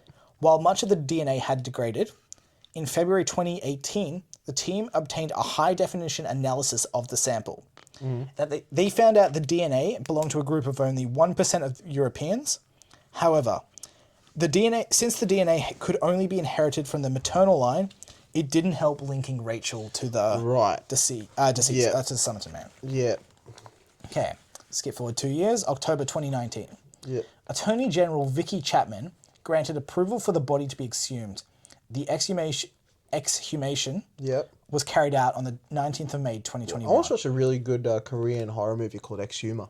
Okay. Yeah, it's a pretty good horror Just movie. digging up dead bodies, or? Yeah, he was like a 10-foot tall demon samurai was like the antagonist. Interesting. But it's a pretty good movie. Okay. Yeah, it was pretty I won't scary. watch it. Yeah. Because I'm a coward. Yep. So this Attorney General was done in coordination with the police, but not with Abbott. Okay. On the 26th of July, 2022, Abbott announced that he and genealogist Colleen Fitzpatrick had determined who the Somerton Man was. They had started with a match in a DNA database, a so-called DNA cousin, which I don't fully understand, and I didn't want to do more research into finding out because it didn't interest me nearly as much. You didn't want to do shock horror. What? I'll be honest, this was probably at like 9:30 at night. Yeah. I probably started researching at about like 6 or 7. Again, we could Admittedly, be done with book in between 3. that time, I had a lovely meal with Vivian. Yeah. But yes, it did take me quite a while to write all this. Again, I was getting we mauled. are literally in a time crunch, and if book 2 isn't done, our Sydney convention is not going to go as well as it could. Fortunately, it will be done. And I'll hold myself to it. You better. I'll be You know, taking we days got off work like if we I got need like to. 2 to 3 weeks before we got to get like the final thing Yeah. done. I know. Yeah. I'm on track. Okay. I trust you because that's why I work with you. But you'd think the extra 3 hours you get back from researching this might help towards the cause. I don't know what you're talking about. So, with this DNA cousin, they built out a supposed family tree until they found someone who fit the description of a man being missing Right. in 1909 Yep. or 1948. Yep. So, the tree had about 4,000 people in it when it happened. This is a direct quote from Fitzgerald. 43-year-old electrical engineer Carl Webb from Melbourne was determined as the Somerton Man. Yeah. Right. So, electrical engineer. Yeah, that checks out with what he was carrying and all that. Yeah. It also checks out with the autism. Yeah, that checks out. Yeah, I thought you'd enjoy that one. Yeah, that's true. That's true. An I'm engineer. spot on. Engineer? So he did try. Yeah, you're autistic. Now, there's gonna be- I was spot on with he removed the tags to not feel because they were scratchy. Wrong. No, I'm right. I'll actually get to that. There's actually evidence to suggest Bullshit. otherwise. Bullshit. So by the time the identification was made, none of Webb's still living relatives had ever known him personally. Right. So, Webb was the 6th child of a German immigrant born in 1905. He married Dorothy Robertson in 1941. Their union wasn't a happy one. Okay. So this is where he starts to shift for me. Yeah. I am a happy one. Okay. You're happy. Viv would murder you. At the drop of a dime. In 1946, Yeah. Robertson found her husband, Yeah. this is in quotes, lying in a wet bed, gazing into space. himself. He was the apparent victim of an ether overdose. Now, I'm not super familiar with ether. He's from Thor 2. No, that was aether. It's pronounced ether, mate. No, Yes. Are you stupid? I'm going to watch Thor 2 tomorrow. It's ether. I'm pretty sure they refer to it as aether. No. Okay. Agree to disagree. No, you're stupid. Agree to It's disagree. ether. After she... It's spelt AE, but it's ether. I feel like they Is it even referred to as ether? Yes. It's said multiple times. I'll get back to you on that. And you If I'm wrong, I won't do as much research next week. you fucking edit. Please. So, after she nursed him back to health from this overdose, Yeah. he grew violent, assaulting her both physically and verbally. So he pissed himself and beat the shit out of her. No. He pissed himself in an overdose. She nursed him back to health, and he got angry. She nursed him back to health. And he, there, yeah. So, that September, Robertson fled their shared home, eventually to South Australia. Yeah. Eventually filing for divorce in 1951. Okay. So 2 years after the Yeah. death, for those keeping track. Yeah. Okay, so back to 2022. Yeah. Abbott told CNN, it's possible Webb came to South Australia to try and find her. This is us just drawing the dots. We can't say for certain that she is the reason he came, but it seems logical. Right. So Robertson's divorce papers also lead them to believe he committed suicide. Right. And this is in quotes again. Webb was writing many poems, most of them on the subject of death, which he claims to be his greatest desire. Right. Webb also had a nephew named John Keane, Yep. who may have been the man who was identified on those few tags. Yeah. So he just had a bunch of clothing for other people who just removed tags. That's no. He stole the clothes from Keane, like for Keane. Jay Keane or whatever it was. Yeah. He took his clothes and then cut the tags off because they were itchy. No, the Keane were the only tags that remained. Yeah, but he cut the other ones off because they were the itchy ones. So he didn't know them. But yeah. No, they were the itchy ones. That's why. So, just to tie back in with the Rubaiyat, Yeah. the Rubaiyat is focused around like death and endings. Yeah. Okay. Yeah. It ties back in Yeah. with the sort of poetry he was writing. So Yeah. it leads, It's quite likely Webb is the Somerton man. Okay. To this day, the Adelaide police investigation is still ongoing Yep. and have not confirmed Webb as the Somerton man. Right. And that is the end of my report on the Somerton man. Hit that fucking theme song.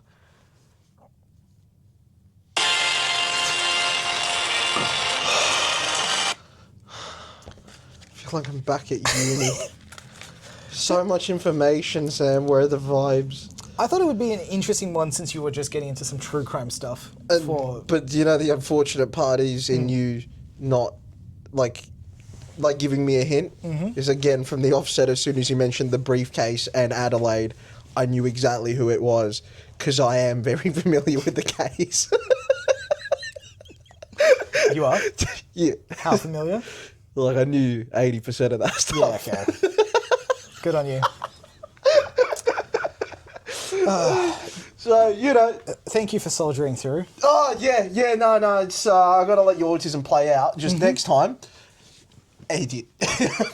Please save this one for the gap we have between book 2 and 3, because then there's no rush and we can take a few hours and it's okay. See, but right now we are again. The fact that you're considering taking time off work is probably like hint enough to be like. I don't know what you're talking about. Yeah, it's a deeply fascinating story. It is an interesting one. There's a few like that, where you know the mysteries and all that. Like I know there was one in Germany of a family getting killed. I don't remember the exact specifics of it until I would hear it again. But where it's a lot like who done it. I never like listen to the unsolved ones though. Because I always like to hear about like the court case process and everything that's afterwards. That's what interests me the most. Yeah. Is like the evidence and the court case and the the verdict and whittling down the suspects and all that. That's what interests me the most. And when I know there's no conclusion, I can't get that aha. You know. Yeah, because kinda I left didn't know it unsatisfactory. with a conclusion, so it was Yeah. it was very cool to stumble upon the answer. Yeah. Big Webos. Yeah. You reckon he's the guy that done the barbecues? Weber? Sure. Yeah. I thought you might also appreciate this fact. Carl Webb often was referred to as Charles Webb, and I know you like the name Charles. Again, an inside bit. Yeah. I don't know what you're talking about. Yeah. It's not even an inside bit of mine. No, it's not at all. Like, I don't think you even know the origins of said I inside believe you've bit. told me and I've forgotten. Yeah. There is a potentially unsolved one which I will touch on in the future. It's not Yep. going to be in before book 2 comes out. Yes, that's all I ask. We'll I just will get give book the 2 out. spoilers. The name of it is The Shark Arm Murder. Okay, I don't think I'm familiar with that one. Yeah. Another Australian mystery. No, you know what we should do? Edit. The fact that we lost the Prime Minister to sea. I can do Harold Holt, yes. That's a good one. Because we literally lost the Prime Minister. Australia, I love you. Yeah. We have an that interesting story run of- made me deeply patriotic. Because like, we lost one. I mean- how good is that? We just don't Spoilers know for where when he I went. do that one. Yeah. I just love that they named a swimming centre after him. Yeah, it's so good. Just the fact that, where's your Prime Minister? I don't know. Gone swimming? Yeah, he went and then just Never didn't came come back. So, you So know, we named a swimming centre after him. it's my favourite thing about Australia is the fact that we lost the Prime Minister. I don't know. if That it's- and like Bunnings Snags are my like 2 favourite things about Australia. but yeah. You know there's a Bunnings hoodie out at the moment? It looks so cool. Marvin's got one and another one of my mates has got one. I really want one.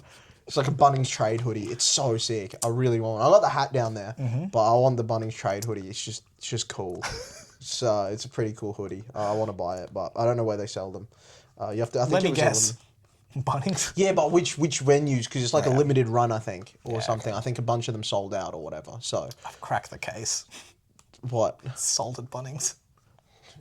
Well done, mate. Thank All you. Are we talking about sport? We're now? on to the sports. Futsal. Yes. Only the one game, and we played it tonight. Today is Monday. This is a Monday We just can't record. play a game. Now I will get up the I will get up the what's it called, the team list from today. Now today we had 6 of us. we had 6 of us. Now the team was the team was myself, El Parco, Daniel Parker, the Spanish wonder kid himself. So we had, let's go from the start. We had Yeah. you, Yeah. striker extraordinaire, lightning doesn't strike twice. Yep. We That's what we had did today. El Parker, Yep. Spanish flair. Yep, the Spanish one. We have the absolute brick shit house that is Matt. The walking Armageddon. The Great Wall of China. yeah, pretty much. Then we have Al, actually really good player who's a keeper. We had Long, the tunnel boy. We have a Vietnamese mate, right? That's like involved in all the car stuff, and we had a fella over who's like does the roadworthies for us. And we were joking around, like me and Mum were joking around about how he lives in a tunnel. Oh mate went, what? The Clem 7?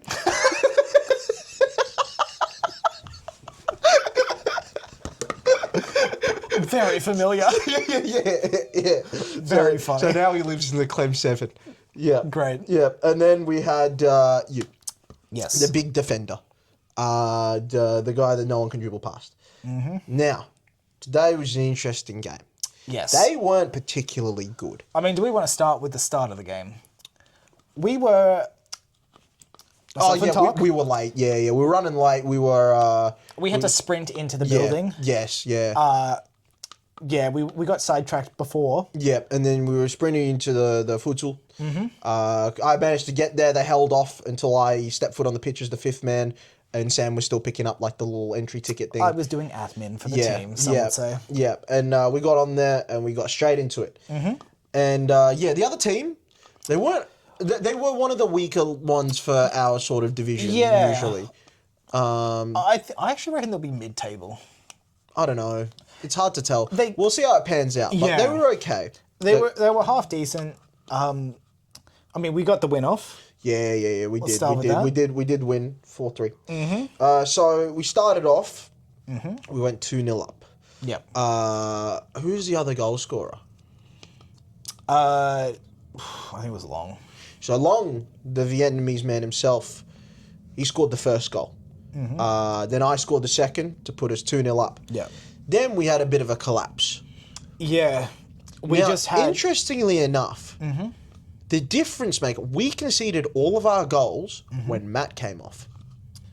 Yeah. As you having a centre-back partner that would hold back. That was actually, I did notice that. Whenever he was on, we didn't concede. As soon as he came off, we did. Okay. So he was, I think they were just struggling to get past his absolute humongous frame. I mean, he fills the whole court. He does. He did. He's a giant. Yeah. So we went up 2-0. Then Matt came off and we conceded 2. I had a bit of trouble defending at least like 3 players by myself. Yeah, it was tough. They were pretty good at linking up passes. Who was meant to be playing as the midfielder? Obviously, I'm up top, but who's the midfielder? Was it Long or was it Parker? Because it was both of them, there was neither of them. Yeah. You know? So Parker was better at linking up play, but with Long, it's like he'll hold back and Parker will push up, but then all of a sudden Long's up there with us, and then no one's on back. my lonesome, No one's making that run back. So, we went back 2-2, and that was what it was at halftime, I believe. I also received my first card in a while. Yeah, you got a yellow card. It was a rough challenge, to be fair. It was. I had a couple challenges which I don't think were valid with the calls. No, they weren't, but that first one definitely was. I had a couple rough challenges. Yeah, you did fly into that guy. There was a bunch. I don't know if you got it as well. Yeah. But in the defense, their attackers were just grabbing people. I didn't get grabbed. I got man marks though, which was interesting. I haven't had that before at futsal where someone is just sticking to me the whole time. Yeah, okay. Which was interesting. Normally people try to cut off the pass, but I just had one dude that was just on me the whole time, which made it a little difficult to make space and whatnot. Yeah, my goal with Parker, the first goal I scored to put us 2-0 up, was lovely. Me and him just linking back and forth with some back and forth passing, and then I slotted it away. It was very nice. And then so we went into the second half 2-2. Yeah. And it was kind of more or less the same as the first half. We put ourselves straight back up. I scored another 2. Yeah. And we went up 4-2. Did we tie it 3-3 or did we get up 4-2? No, we went up 4-2. Okay. We went up 4-2. Matt came off. Yeah. And we conceded another one. It went to 4-3, and that's how it ended. We could have played better. I was struggling a little bit with my passes. I wasn't putting enough pace into them, so they were getting intercepted a little too easily. I was just kind of trying to find the delicate pass where I should have just kind of been fizzing it in a little more. You didn't have the speed of Will to intercept anything you send his way. You didn't have like Will's speed to back you up. No, exactly. Yeah. Well, it's more, I just should have put my foot through them more. Like a couple of little delicate ones. I think to set up Longs, I had a nice little setup for him. Yeah. That was good. I got a nice assist on you in second half too. Yeah. That's Threw right. the You did. player over to my side as I made the run. Yeah. Was that the one where I had a lot of time on the ball and I just toe poked into the corner? Yep. Yeah. They gave me a lot of time, so I literally took a second and just went toe poke, top corner. I made the run, drew the player over to one side. Yeah. You were on the other side. You made a lovely call out to me because I wouldn't have seen you. Yeah. Send the pass your way. You finish it I off. was struggling with the passes. I feel like you defended well today, but your thing, you weren't always listening out for like the easy pass sort of thing. Like, you know, there was a couple of times where there were a couple of times you called out for me to pass to certain people. Yeah. And I couldn't see the pass going on just from their players because if I could call it, it was gonna work. I would only call it if I know it's gonna work. The only reason I didn't is because a lot of the time it was Long you were calling out as being open. Yeah. But Long doesn't like to run towards the No, that's ball. what I was saying. I wanted you to put it just straight into him. Just a straight across pass into him. The pass I thought would be intercepted because they had a number of faster players. They did, but I think if you fizzed it in enough, like if you just straight pass, quick pass, you definitely would have made it to him. There was a couple of times I held the ball for too long and we didn't have the stamina of our usual Will or Stimson. So I thought Al had a really good game, made some really good saves as per usual. He saved us from conceding a bunch more. I should have scored honestly about 5 or 6 in that game. At the end there, I dragged 2 wide. Which I was kind of one-on-one with the keeper, and I tried to be too cute with it, and I tried to put it in the corner, I put it wide. And then there was another one as well, I think I should have scored, I think 2 where the keeper got a knee to it or something like that. So I should have scored more than I did, but... I got one where it was a decent fizz, and the keeper got his arm in the way. Yeah. And then the other one I got a cheeky left, which almost snuck in, but he was there as well. There was also one where I'm playing with my back to goal because You're receiving the I'm ball. receiving the ball Yeah. and whatnot. Like sometimes I'll take it on the run, but often I take it and turn. Sam had the ball in front of me. He was in his own half. I was at about the halfway line, and I was backtracking away from him because what I wanted was the ball at my feet so I could bounce it back off. So he would pass it into me, he would make the right, and I would pass it back off, right? That's what I was looking for. I was backing away from him, just directly in front of me. So what does Sam try to do? Rifle a shot through me, I guess, and just crack me in the chest. Now, if Tark wasn't there, he was lined up pretty straight with the goal. Again, I was just in front of you. And I assumed him to move a different direction. I predicted wrong. I was tracking back, going like this, as in like ball at my feet. Please give me the ball. Admittedly, you did have 2 players on you. No, I did, but all I was looking for was the quick bounce. That's all I wanted, was just the quick, because I could just poke a tie and get it in front of them. I But found an angle. The angle was closed down as I shot. No. Because, Sam, I had the thought in my head of please don't hit this because I am in the way. And you took another 2 steps and cracked the shit out of it, straight at me. Some would say it was a mistake for you not to get out of the way. And some would be Someone would right. say, how am I going to get out of the way of that absolute thunder cunt? Like, what do you want me to do? I was 3 meters Duck in and roll. front. I was 3 meters in front Stop, of you. drop, and roll! I'm 3 I am meters a in front. fire hazard! Get down! Like, you crack the shit out of the ball. Yeah. You kick it hard. And again, if we would have been at like the 2/3 point across the pitch, I would have immediately darted. You were still in your own half, mate. And I've scored from there before. Not often. More often than you think. No, but it's still one every Yeah. few games. Yeah. Right? Like you could but you score a long shot like once every couple games. In your own half is not common. You might have scored 3 of those ever. Factually incorrect. No, but it is true. It's honestly, a lot of the long shots have been from our half. But No, I'm saying, sorry, yeah. the long goals have been from back. There has been a couple. I do remember a couple, but most of them are around the yellow line. I'm usually just over the half, yeah. Yeah, you are like, and you're I tracking was forward. further away than you were I expecting. thought you dribbled and made space really well to put in crosses. You did that really well today. I sort of had to step up a bit into that Yeah. role. No, you which did that well. I'm not as comfortable with, and No, but you're doing it well. You were knocking around some players pretty decently well. I still don't have the best touch, as I tend to just crack wasn't the bad. shit out of it. Yeah, again, to at clear. me. I definitely, I don't know if you witnessed this moment. Yeah. That player with the bun on their team, Yes. who was getting quite aggressive towards me Yeah, at the he end of was, the game. yeah, He yeah, wasn't yeah. happy with how Yeah. I was defending. Yeah. He was getting pretty physical. Yeah. He had a ball that was, Yeah. there was like a ball that went into open space Yeah. that I gunned it at. Yeah. I got a bit of speed behind me at Yeah, times. yeah, quick. I get there and absolutely smack the ball as hard as I could. Yeah. Dude was a couple seconds later. Yeah.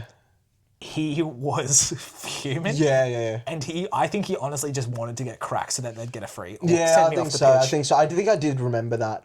But if he'd yeah. been there, I would have probably done a bit of damage. Yeah, definitely. I cracked it quite hard. There was an interesting one actually. For some reason, nothing got called, but I went to go kick the ball and I got it, but he stepped on top of my foot. And then was we called both kind of against kicked us. it. No. This one wasn't no, called not at that all. one. And I just played it. It just got played out because I got my foot there. And he's like, he kicked my foot, not the ball. Mate, your foot was on top of my foot. How did I kick your foot? Yeah. You stepped on mine. What do you want? The other team made some questionable calls. Yeah, he's a bit dense. Yeah. Yeah, I thought...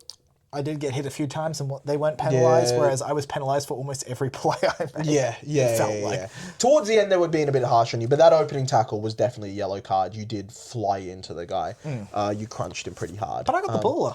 You did, but it was a lot of body. And for futsal, we know that you can't do that. It's the ref who is especially... He Yeah, knows but, me but that and one, calls me out I as feel well. like most refs would have Fair. called because there was a lot of body-on-body contact for that. No, actually, no. That first one, I don't first think one you was did fine. get I the got- ball. I The got a yellow foul. card.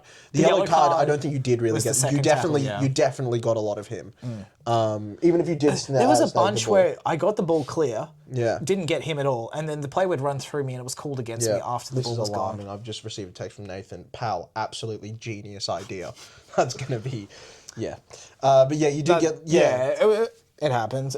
I got a few. I had a rougher game. I think I came on Yeah. We didn't have the warm-up time, so I don't think I got as used to the court maybe or something. It's Yeah. just I didn't have the tackles No, but properly you lined still up. did that fine. You still played all right. It was just, again, just don't belt the ball at me, please. It'll happen again. Again, if you had your eyes up, you would have seen I was 3 meters in front of you.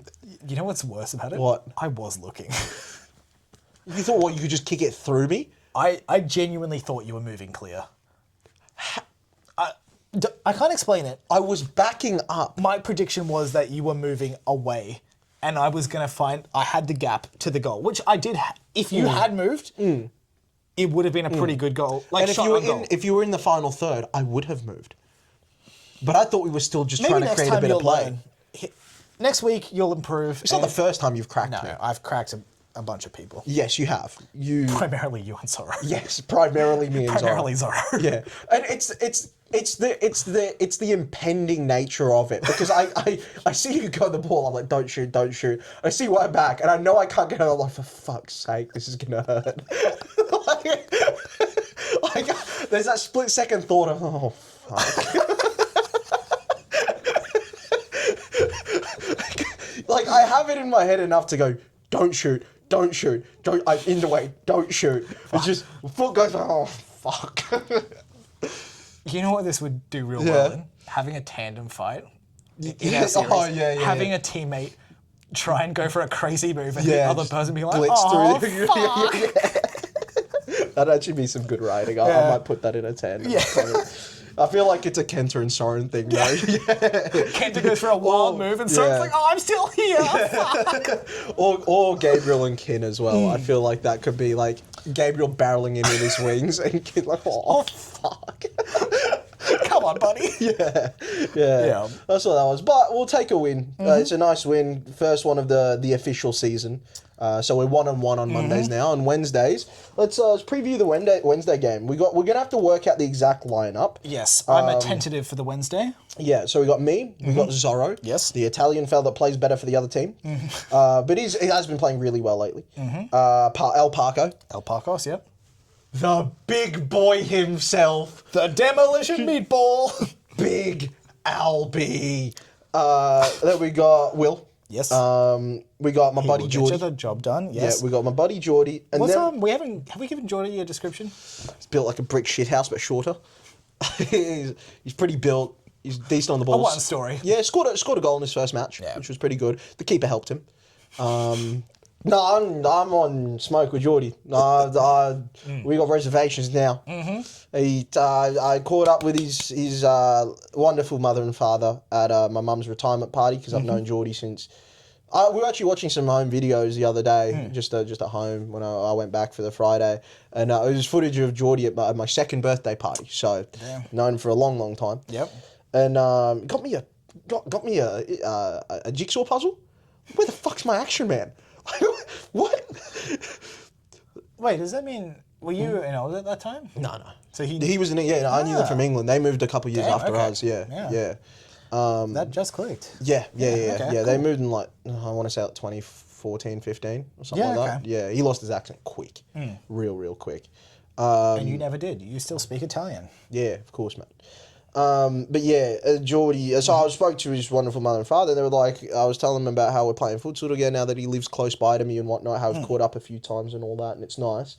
And then his dad says, "Yeah, Geordie was telling me it was nice. He says you're looking quite coordinated now." The fuck's that supposed to mean? So What? Like I wasn't coordinated. What? because you were once the Prince of Tennis. I don't like that, but I did play a lot of tennis, notoriously a heavily coordination-based sport. So you could potentially call him the Prince of Coordination. So what the fuck, Geordie? What a backhanded compliment that was. Now he's coordinated. It's your turn to crack a shot at someone next week. On Wednesday, sorry. Yeah, I am. You're taking that smacking half-court one at shot. Geordie. Yeah, I am rifling one straight at Geordie. Nah, it'd be good to have him back. He played well last game. Was he last on the list, sorry? No, so the last one is either you or Ed. Ed has said in the thing that he can play, but if the team's full, then he's happy to sit out till next week. So you and him can converse in the chat. Yeah, considering dropping out. yeah, you to would- get some much needed editing done. Again, you could have played both games if you just hadn't fucking done that.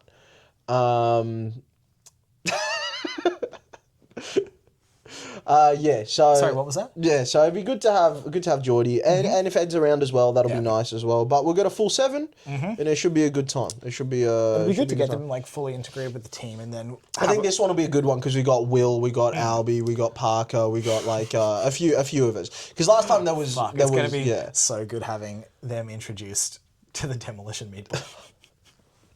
Mario himself. Woohoo! Trovella, man. Just wait till he gets a pass. You weren't there on that one night. Me, Zorro, and Albie, and I think it was just the 3 of us. We went out to watch a football game in the city, and Zorro and Albie had a bunch to drink. I don't drink myself. Oh, you're talking about the Mario? No. So we were out there, and then we were gonna get an Uber back to Albie's place just to kind of hang out or whatever, or at least see everyone home and then leave from there. I think I parked at Albie's maybe or something. Yeah. And as we go off, so Zorro can hold his drink. Albie. Yep. So he was pissed drunk. Yeah. And he gets lovely when he's drunk. He was telling us how much he loved Does Boys and stuff. It was wonderful. Now we get out of the Uber. What does he do? He puts the hood on his furry jacket and starts running like Shy Guy from Mario, and we just lose him. He just starts sprinting. He just starts running, just like head down like that.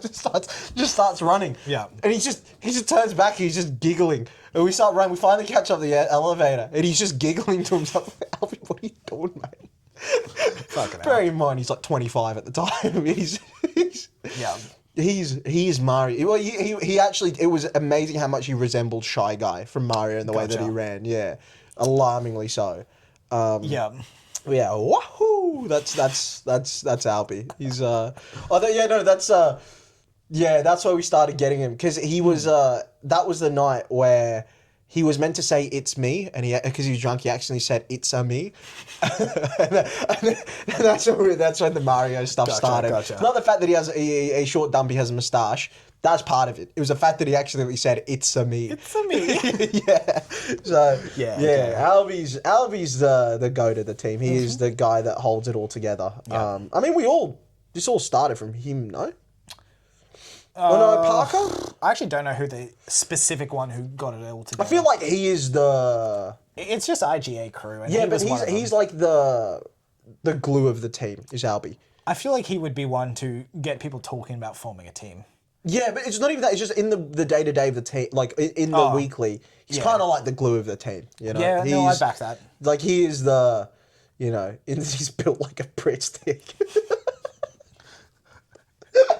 Built like a breadstick. No, Pritt stick's like blue stick, but I go to it's because England. That's what it's called. He's blue stick or whatever. He's Oh, did you say blue stick? No, I said so. The equivalent in England, the brand is Pritt stick, Pritt. Yeah, Okay. yeah. I just defaulted to that. Gotcha. Because I didn't use glue after I got here because I was 11 or whatever. So Coward. yeah, well, yeah. So. Yeah. All right. Well. Yeah, that'll do. I think the number of time has passed. So yeah, I need do you to get home. Yeah, you want to go end it or whatever? Yes. So. You gonna play the outro? No. Oh, I probably should. Yeah, I'd do that. Let's do the classics. Like, subscribe, leave a comment. Tell us how much you enjoyed the report on the Somerton Man and that I didn't need to be editing on those 3 hours I was writing it. And I want to know what time you took on that Somerton Man bit in terms of like talking time. What would you put as a guess? what are we looking at? I think we're like almost 2 hours. Yes, and I know I did. I probably covered Vikings for a good 20. I reckon. I did maybe 10 on book and Yeah. 5 or 10 on the Indian. Yeah. So it's been most of it. I would say an hour. Yeah, potentially. So yeah, do all that good stuff. Yeah, do that. And we'll float you later. Yeah, something like that.